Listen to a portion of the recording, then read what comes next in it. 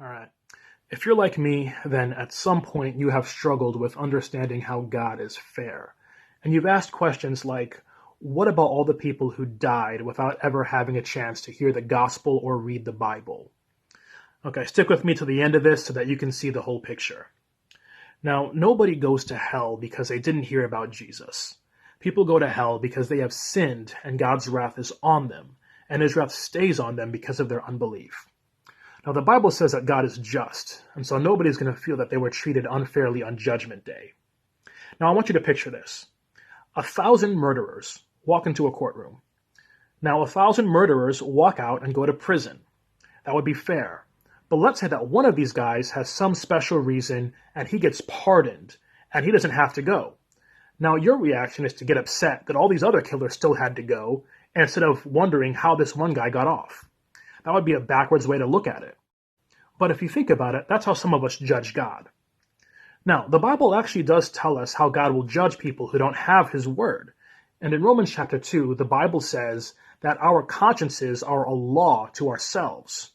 So God's going to judge us based on the morals that we're aware of.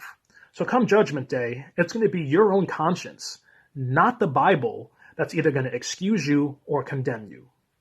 Cool. So are there examples of people getting saved this way in the Bible? And I would say yes. Think of the people before the Bible was written, like Abel, Noah, Enoch, Abraham, to name a few. So how exactly did they get saved? Well, they got saved through genuine faith and seeking after the one true God. So am I saying that just believing God exists and knowing right from wrong is all it takes to get saved? No. But what I am saying is that those two things are enough for us to have a genuine desire to want to find God. And Jeremiah 29:13 says that whoever seeks after God, he will reveal himself to them.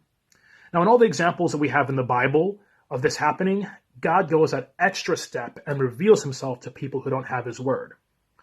Now, the other thing is everyone who gets saved is saved through Jesus' blood, even if they don't understand how that works.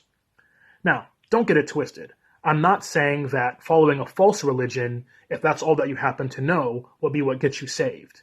Instead, I'm saying that seeking after the one true God will be what gets you saved. See, people who are seeking after truth are the ones who are leaving false religions, and there's plenty of examples of that happening. The thing is, most people living today, they aren't on a quest for truth.